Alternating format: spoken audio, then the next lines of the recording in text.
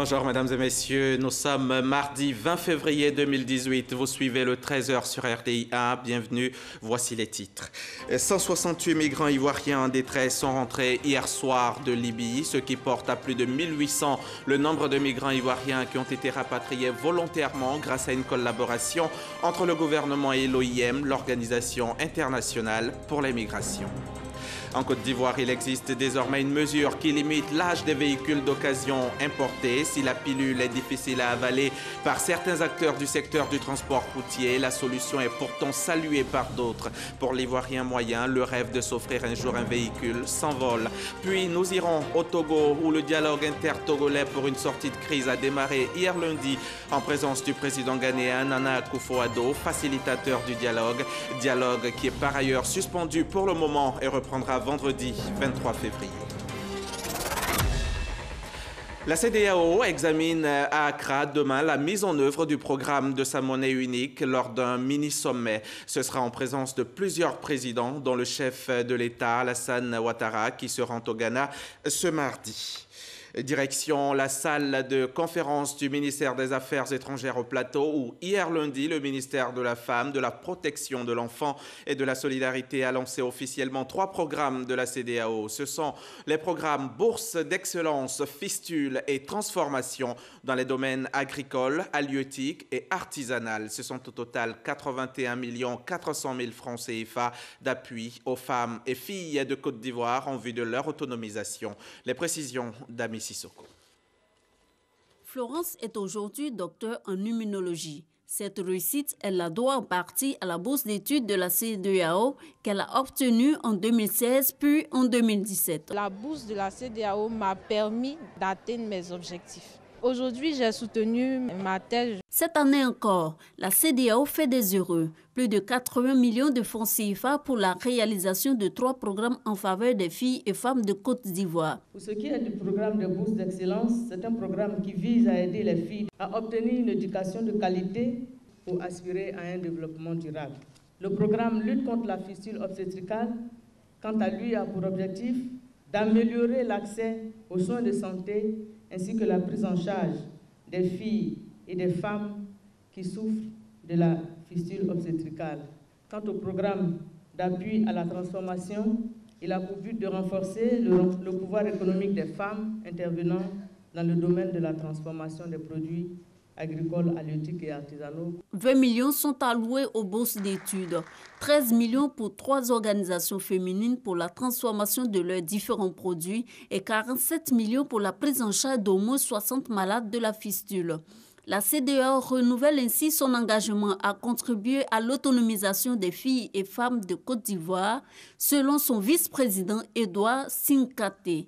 Depuis 2010, les filles et femmes de couches défavorisées bénéficient de l'appui de la CEDEAO. Je compte utiliser ma bourse pour acheter certains documents qui me serviront dans mes études. Je compte être ingénieur en travaux publics. Je compte utiliser ma bourse pour entreprendre des démarches pour continuer mes études en master, soit en Côte d'Ivoire ou à l'étranger. En 2017, ce sont 51 personnes qui ont reçu la bourse d'études de la CEDEAO, dont 5% d'hommes et plus de 30 femmes souffrant de la fistule prise en charge par l'institution. Présent sur le sol libyen avec le rêve de pouvoir un jour traverser la Méditerranée pour rejoindre l'Europe, 168 migrants ivoiriens désabusés sont rentrés hier soir de Libye, ce qui porte à plus de 1800 le nombre de migrants ivoiriens qui ont été rapatriés grâce à une collaboration entre le gouvernement et l'OIM, l'Organisation internationale pour les migrations. Moussa Konaté était présent à l'aéroport Félix Houphouët-Boigny de Port-Bouët à leur arrivée. La tête au sol, un geste pour exprimer la joie de rentrer chez soi. Ces migrants ivoiriens sont de retour au pays après de longs mois passés en Libye dans des conditions difficiles. Pour la plupart candidats à l'immigration en Europe, leur voyage s'est arrêté en territoire libyen. L'aventure s'est transformée en cauchemar. Je suis de retour. En tout cas, je salue les autorités. Je suis vraiment content. La Libye, j'étais en prison là-bas. C'était une prison pour moi où je ne voyais pas au dehors. Aujourd'hui, je me vois en liberté. Je suis très content. Je suis fier de mon pays. Je sais que Moi, Soumaoro, je peux m'en sortir chez moi, il y a tout ici. Ça me fait 8 mois, les gars, c'est pas où je suis, on ne s'appelle pas. Pour avoir le téléphone pour appeler les parents, c'est un problème. On te frappe. On nous maltraite très mal là-bas où on était. Pour manger même, c'est un problème. C'est pas facile la vérité, c'est pas facile, mais ce soir, je suis très content. Je veux voir mes parents. Moi, je suis très fière de rentrer chez moi parce que j'ai trop souffert. Pendant les 2 ans, prison sur prison, c'est comme ça qu'on nous kidnappe. On nous maltraite, quoi. Nous sommes les dinars au pays libyen, mais franchement, je remercie notre président parce qu'il nous a fait ramener chez nous. Donc que le Seigneur le bénisse. Ils sont au nombre de 168, dont une cinquantaine de femmes heureuses de retrouver leur famille. Leur rapatriement est facilité par une action conjointe de l'État ivoirien, de l'Union européenne et de l'Organisation internationale pour les migrations. L'OIM qui a accès à des centres de détention en Libye a la possibilité donc de contacter les ambassades pour ceux qui souhaitent rentrer au pays. Donc il y a tout le côté qui est fait en Libye, ensuite l'organisation du vol, les logistiques, etc. Et puis ici nous faisons l'accueil ensemble avec le gouvernement, donc il y a tout ce qui est déjà mesures de protection immédiate. Le vol que nous avons dû prendre environ 70 personnes dans la ville de Zouara, dans un petit porteur, les ramener vers la ville de Tripoli pour ensuite les mettre sur un gros porteur avec d'autres personnes qui attendaient déjà à Tripoli pour envoyer toutes ces 168 personnes ici. La difficulté, c'est le déplacement et puis l'accessibilité de certaines zones. Vous savez aussi que notre ambassade, bien qu'étant délocalisée en Tunisie, fait un travail extraordinaire aux côtés de nos partenaires. À ce jour, plus de 1800 migrants ivoiriens sont rentrés au pays sur les 7052 dénombrés en Libye par l'Organisation internationale pour les migrations. Les actions se poursuivent pour le retour d'autres personnes. Et ces migrants-là sont jeunes pour la plupart. Leur âge varie entre 18 et 30 ans. Les rapatriements organisés par le gouvernement et l'OIM ont permis de dresser le profil type des migrants qui regagnent volontairement la Côte d'Ivoire. Lors de la conférence de presse donnée ce lundi par les acteurs de ces rapatriements volontaires, le chef de mission de l'organisation américaine OIM, Marina Schramm, a fait un point sur le profil type des migrants. Partis à la recherche d'un mieux-être, les migrants confrontés à des difficultés de tous ordres sont parfois obligés de rebrousser chemin. Ils présentent tous le même profil. Jeunes, ils ont entre 18 et 30 ans. Ce point est fait par l'Organisation internationale pour les migrations, OIM. Si on veut faire une caricature, si vous voulez, du migrant type, alors on constate tout d'abord que c'est un homme. 80% des cas, c'est un homme. Célibataire, 85% jeunes, qui ont entre 18 et 30 ans. Dans plus de 70% des cas, avaient un emploi rémunéré avant de partir. La protection et la réintégration du migrant en Côte d'Ivoire est un projet de l'OIM mis sur pied depuis le 5 octobre dernier. Les activités de réintégration prévues dans le cadre de ce projet permettent de renforcer les initiatives du gouvernement en vue d'améliorer la protection des migrants. Une fois que les migrants reviennent en Côte d'Ivoire, en plus de l'appui que l'État donne à ces différentes personnes, dont notamment l'appui psychologique, le pécule de retour, le non-vivre, les vivres. Il y a toute une procédure de réintégration qui prend du temps. Et il est important de comprendre que tous les migrants, tous les Ivoiriens ont les mêmes droits. Et une fois que les personnes sont de retour dans la réinsertion, elles doivent participer de la dynamique qui se place ici en Côte d'Ivoire. La vulnérabilité, l'expérience professionnelle et les compétences des personnes peuvent garantir la durabilité du plan de réintégration et sont aussi les critères pour bénéficier d'une aide à la réintégration. C'était un reportage de Sidonie Davila. Pourquoi tenter l'aventure au péril de sa vie quand tout est mis en œuvre en Côte d'Ivoire en faveur de l'emploi des jeunes? Pour exemple, les ministres Sidi Tiemoko Touré et Liramata Bakayoko étaient hier matin à l'université Félix Houphouët-Boigny de Cocody pour justement rendre visite à quelques bénéficiaires du programme d'aide à l'embauche. Un programme lancé le 2 octobre dernier pour améliorer l'employabilité des jeunes. Le compte-rendu de Grace Kando. Scolarité centrale de l'université Félix Houphouët-Boigny dans la commune de Cocody. Aristide, étudiant en sciences économiques et criminologie, est en stage dans ce service grâce au programme d'aide à l'embauche PAE. Nous effectuons les tâches administratives telles que les inscriptions des étudiants, la confection des diplômes, la saisie des relevés de notes, l'accueil des étudiants, le classement des dossiers. Cet autre étudiant non-voyant bénéficie aussi de stages au service de reprographie. Mon travail ici consiste à mettre des tampons sur les feuilles de copie, les feuilles de brouillon et à les classer.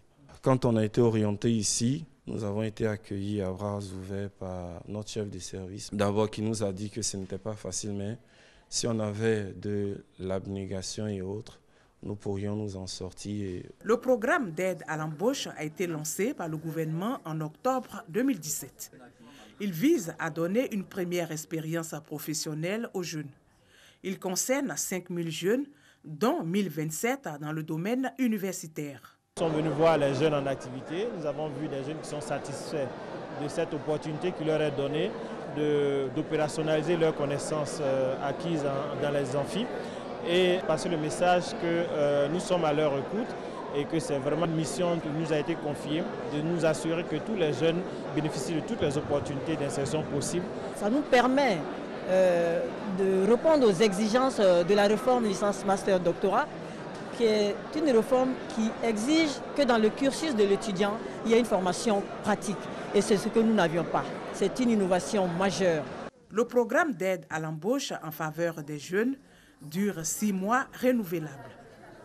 Direction Yamoussoukro à l'Institut national polytechnique Félix Houphouët-Boigny qui refait peau neuve.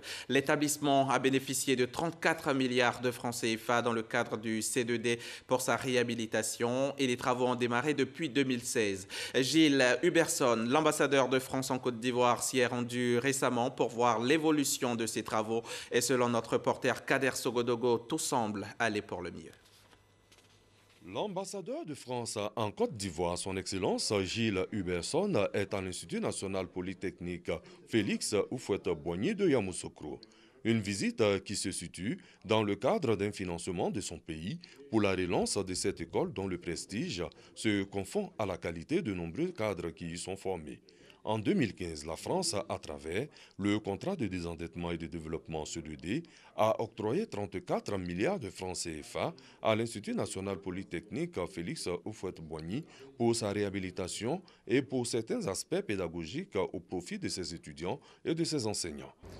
La France vous soutient à travers 2 appuis financiers du C2D qui ont été octroyés en 2013 et 2015 pour un montant total de 34 milliards de francs CFA.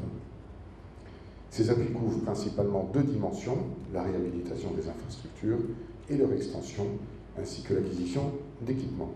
Une visite des 3 sites, INP Sud, INP Centre et INP Nord, a permis à Gilles Huberson et à sa délégation de voir de plus près les travaux effectués ou en cours d'achèvement. À terme, l'INPHB sera ce hub tant voulu par ses responsables et une fierté ivoirienne au service de l'Afrique et du reste du monde. Le président de la République, le Premier ministre, le gouvernement de la Côte d'Ivoire, ainsi que notre peuple ambitionne de faire de ce pays un pays émergent. Il va falloir davantage d'ingénieurs, de techniciens supérieurs, de managers pour que les entreprises puissent rayonner, puissent travailler efficacement. Cette visite de l'ambassadeur de France en Côte d'Ivoire à l'INPHB a été une occasion de présenter aux étudiants de nombreuses possibilités d'équivalence en terre française. Une véritable incursion dans le secteur formation-emploi de la France. Je vous le disais en titre, la mesure de limitation d'âge des véhicules d'occasion importés en Côte d'Ivoire n'est pas du goût de certains acteurs du secteur du transport routier. Une solution pourtant que d'autres saluent. Pour l'Ivoirien moyen, la mesure est restrictive, d'autant plus qu'il n'a pas les moyens de s'offrir des véhicules neufs. Une mesure donc diversement appréciée. Suivons ensemble ce document signé Justine Seydjike.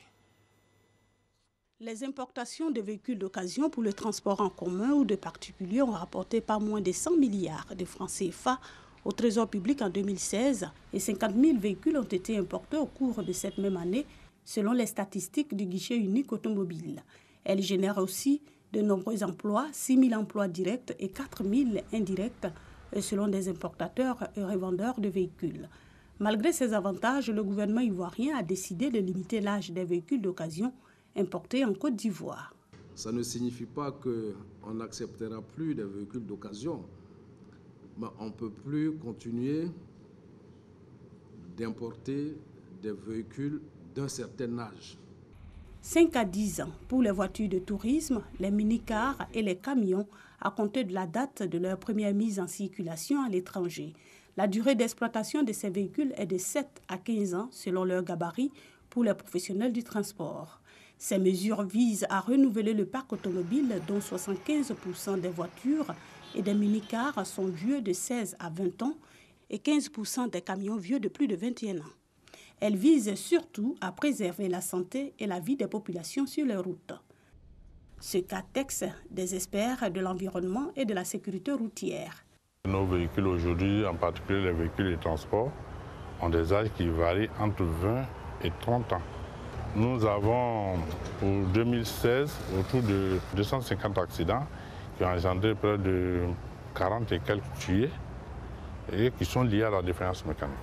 Quand on voit dans les rues les fumées noires, des gaz d'échappement des voitures, et aussi les bus, ce n'est pas seulement que les voitures, mais les cars, les moyens de déplacement de façon générale, les motos, on peut dire que, en tout cas, il y a une bonne partition de la concentration des gaz à effet de serre qui est due aux véhicules. Un délai de 3 mois à compter de la prise des décrets le 6 décembre 2017 est accordé pour les commandes déjà passées. À partir du 1er avril, les véhicules d'occasion ne respectant pas ces règles ne seront plus importés en Côte d'Ivoire. Une période de transition de 10 ans est accordée à ceux déjà en circulation et une prime à la casse est prévue pour les propriétaires de ces véhicules. Plus le véhicule est vieux, plus donc, les charges de réparation, de mise en état sont élevées. Donc, pour aider les transporteurs plus particulièrement, mais aider donc, les populations de façon générale. Donc, nous sommes en train de travailler en fonction des moyens dont nous disposerons pour sortir du parc automobile les véhicules qui sont très vieux, les casser et aider donc, les propriétaires de ces véhicules à acquérir de nouveaux véhicules. Une nouvelle qui secoue le milieu déjà très mouvementé du transport routier.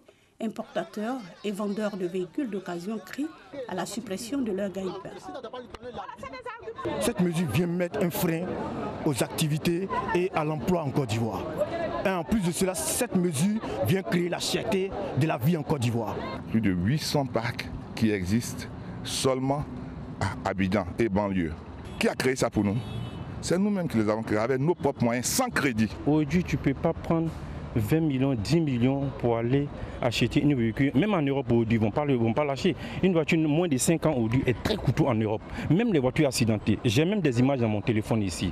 Une petite voiture moins de 5 ans value autour de 10 000 euros à 12 000 euros, souvent à 8 000 euros. Les transporteurs, quant à eux, saluent les décisions du gouvernement. Plus l'âge du véhicule est avancé, plus son utilisation n'est pas rentable. Plus la sécurité de nos usagers ne sont pas garantis. L'un mis dans l'autre, la prise de cette décision permettra, dans un premier temps, de permettre aux transporteurs de se doter en matériel fiable pour rentabiliser son affaire, et dans un deuxième temps, de travailler en sécurisant les usagers qui sont nos populations. La limitation de l'âge des véhicules est diversement appréciée des Ivoiriens moyens. Selon eux, l'état d'un véhicule n'est pas lié à son âge, mais plutôt à son entretien. L'idée qu'ils ont donnée, c'est très bon. L'Afrique n'est pas un dépotoir pour dire que quand ça ne va pas, c'est ici qu'il faut ramener ça. Mais moi, je trouve que les véhicules déjà qui sont ici, il faut mettre l'accent sur l'entretien de ces véhicules-là. Il faut mieux entretenir pour que plus que ça pollue l'air. Nous, on a même balance de vie avec les Européens. Nous-mêmes, 10 ans même, moi, ça m'arrange. C'est là-bas, c'est vieux. Ici, c'est pas vieux. Les Ivoiriens n'ont pas de gros moyens pour s'acheter une voiture de 20 millions et chaque 2 ans. Donc, pour le moment, à mon humble avis, qu'on mette un peu pause à cela. Pour moi, l'État a pleinement raison de retirer les vieux véhicules de la circulation parce que ça pollue l'air et ça rend malade. Et puis aussi, ils ont des mauvais systèmes de freinage. À chaque fois, ça cause des accidents mortels dangereux. S'il est vrai que ces voitures permettent à des individus et à des structures de se doter à moindre coût de moyens de mobilité, les effets néfastes générés par leur invasion ne sont pas à négliger. Ainsi, les mesures du gouvernement ivoirien ne viennent-elles pas à point nommé?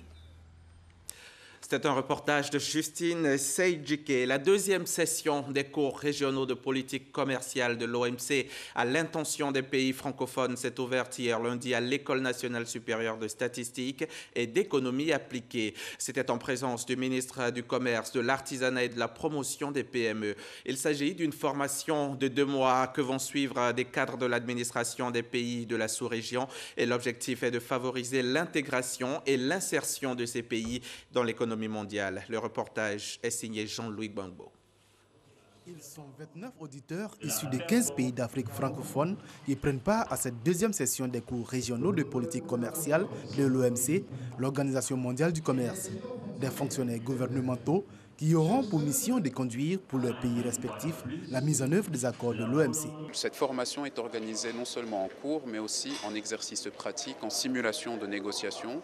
Donc les fonctionnaires qui sont présents à ce cours auront l'opportunité non seulement d'apprendre, d'approfondir leurs connaissances, mais également de les mettre en pratique. Cette formation sur le fonctionnement de l'OMC est une opportunité pour les pays de renforcer leur intégration et leur insertion dans l'économie mondiale. La participation de l'Afrique au commerce mondial reste presque marginale, avec environ 2% de l'exportation mondiale globale. Sa participation au commerce des services est également très faible. Cette contre-performance de la participation de l'Afrique aux échanges mondiaux appelle des initiatives courageuses, ambitieuses et porteuses. 4 Ivoiriens prennent part à cette session, un atout supplémentaire pour la Côte d'Ivoire lors des différentes négociations dans le cadre de la mise en œuvre des accords de l'OMC. En Côte d'Ivoire, il y a 4 auditeurs qui sont formés. L'année dernière, il y en avait 4 autres. Il se trouve qu'un élément d'évaluation, c'est qu'est-ce qu'ils font sur le terrain, qu'est-ce qu'ils font dans la pratique. Il y a certains d'entre eux qu'on suit qui participent aux différentes négociations en représentation de la Côte d'Ivoire. Le cours régional de politique commerciale a déjà formé plus d'une vingtaine de cadres ivoiriens qui exercent au ministère du Commerce, de l'Artisanat et de la promotion des PME, ainsi que dans diverses autres administrations publiques du pays. Évoquons à présent cette cérémonie qui s'est déroulée aux affaires maritimes et portuaires. Il s'agit de la réception des clés des nouveaux locaux de la direction générale, la remise de matériel roulant et de chèques aux retraités. C'est le ministre des Transports Amadou Koné qui a présidé l'événement hier lundi à Cocody-Adjien. Des dons qui devraient contribuer à la modernisation de l'administration maritime et portuaire de Côte d'Ivoire. Cheikh Koné Aboubakar.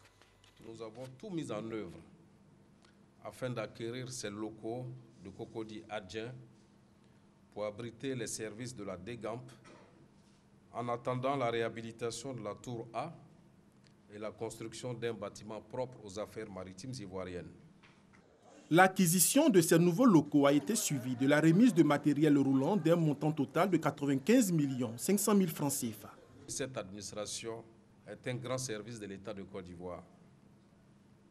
Et l'État entend faire davantage pour que l'administration des affaires maritimes soit une administration donc à la hauteur de nos attentes. Amadou Koné a par ailleurs promis d'autres actions, notamment la réhabilitation d'un 9 arrondissement des affaires maritimes et portuaires de plus d'1 milliard de francs CFA. Des projets bien accueillis. Très heureux d'accueillir ce matériel dont nous avions besoin depuis longtemps. Permettez-moi, Monsieur le ministre, de vous charger de transmettre nos sincères remerciements à tout le gouvernement et à son Excellence, à Monsieur Alassane Ouattara. En 2017, dans le cadre de la redynamisation et la modernisation des affaires maritimes et portuaires, un nouveau code maritime a été adopté en remplacement de celui de 1961, devenu obsolète. Une avancée majeure quand on sait que 90% des échanges commerciaux se font par voie maritime. Dans la région de la Maraoué, une usine de transformation de maïs sortira bientôt de terre. Elle sera réalisée dans le cadre du programme d'appui à la production vivrière et à la sécurité alimentaire. C'est Irielou Colette, la présidente du conseil d'administration de la FENASCOVICI, la Fédération nationale des sociétés coopératives de vivriers de Côte d'Ivoire, qui en a lancé les travaux, suivant donc la correspondance de Ngana Konaté. L'usine de transformation du maïs à Boisflé sera bâtie sur un site de 4 hectares avec une capacité de 10 000 tonnes de production journalière. Le projet est de la Fédération nationale des sociétés coopératives du vivrier de Côte d'Ivoire, FENASCO-VICI. Un projet qui permettra de lutter efficacement contre la pauvreté, a souligné le maire de la commune de Boisflé. Chers amis jeunes, c'est pour vous que cette activité se tient, parce qu'une usine, ça va donc produire de l'emploi, et vous qui êtes en quête d'emploi, c'est vous qui êtes royalement servis. Reconnaissante, les populations de la région de la Marawe remercient le président de la République. Son Excellence, M. Alassane Ouattara, sachez que nous sommes avec vous et ce projet, c'est pour nous tous. Irielou Colette a, au nom de la FENASCO-VICI, exprimé ses remerciements aux autorités administratives et politiques dans la réalisation de ce projet. Un projet qui s'inscrit dans un vaste programme national d'appui à la production vivrière et à la sécurité alimentaire. Nous avons 11 produits que nous allons développer sur 50 000 hectares en Côte d'Ivoire et 70% de ces superficies seront irriguées goutte à goutte pour que sur les 12 mois de l'année, nous ayons les produits de qualité et bien traités et vendent aussi dans les autres pays. Pour les populations de la région de la Marawe, la construction de l'usine de transformation du maïs est un gage de développement durable. Je suis très heureuse ce matin car cette usine va beaucoup nous apporter. Nos enfants auront du travail, nos parents auront du travail, les femmes vont bénéficier. On dit merci à Irielou Colette pour avoir installé l'usine de maïs et qui fera la fierté de Boisflé. Irielou Colette a invité les chefs de terre à mettre des parcelles à la disposition des producteurs de vivriers pour alimenter l'usine dont les travaux de construction vont durer 24 mois. Au Togo, le dialogue intertogolais pour une sortie de crise se poursuit depuis lundi matin en présence du président ghanéen Nana Akufo-Addo, facilitateur du dialogue. Après l'ouverture officielle, les délégués du pouvoir et ceux de la coalition de 14 partis d'opposition ont abordé le point sur les mesures d'apaisement. Le dialogue est par ailleurs suspendu pour le moment et reprendra vendredi 23 février. Je vous propose d'écouter Daniel Osei, le facilitateur désigné dans ce dialogue intertogolais. La présidentielle a été signée et sera publiée le 19 février. Il portera sur la libération de 45 sur les 92 personnes détenues dans les prisons du pays à la suite de leur participation aux manifestations.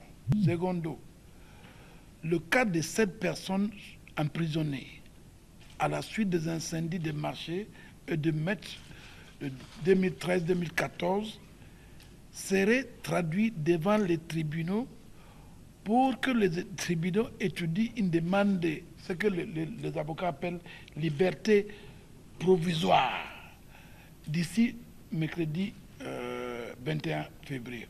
Les autres détenus, à cause de leur participation aux manifestations, verront leur cas examiné par la justice togolaise afin de déterminer leur sort après étude du bien fondé de leur cas particulier, cas par cas. Les deux parties ont également accepté la suspension des manifestations en attente des résultats découlant du dialogue. 17 personnes au moins ont été tuées et plusieurs autres ont été blessées hier lundi dans un quartier défavorisé de Maputo, la capitale du Mozambique, lorsqu'une décharge publique s'est effondrée. L'affaissement de la décharge Ouléné s'est produit dans la nuit après de fortes précipitations. 7 maisons ont été ensevelies. Le récit de Michel Digré. Effondrement dans un quartier défavorisé de Maputo, la capitale du Mozambique. Une décharge publique haute de 15 mètres s'est affaissée après de fortes précipitations. 7 maisons ont été ensevelies, 17 personnes au moins tuées et plusieurs autres blessées suite au drame. Le survivant est un homme que j'ai vu ici, mais sa femme et son fils sont morts, ainsi que cette dame de cette maison et ces 4 maisons ont disparu. Nous faisons donc nos valises parce que nous avons peur de rester ici, sinon nous pourrions vivre la même chose que les autres. Certains corps ont été enlevés par la machine à chenilles Il y a aussi des gens qui sont allés aider à enlever les corps dans la poubelle depuis tôt ce matin. Nous prenons nos affaires pour aller là où le gouvernement va nous héberger. Ces fortes pluies interviennent après une longue période de sécheresse en Afrique australe, notamment au Mozambique. Les pressions foncières dans plusieurs grandes villes africaines conduisent certaines populations à occuper des terrains impropres à la construction, parfois au péril de leur vie. C'est la fin de ce journal. Merci de l'avoir suivi. À très bientôt sur la chaîne qui rassemble.